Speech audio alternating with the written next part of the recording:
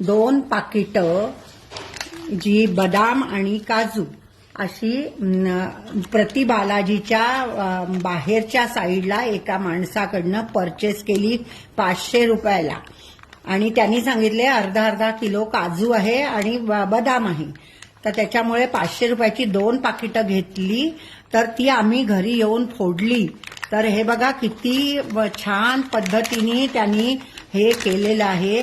Actually काजू एवढेच आहेत आणि त्याच्यामध्ये आतमध्ये आम्हाला ह्याच्या गोळ्या दिसल्या. कसल्या आपल्या लिमलेटच्या गोळ्या होत्या.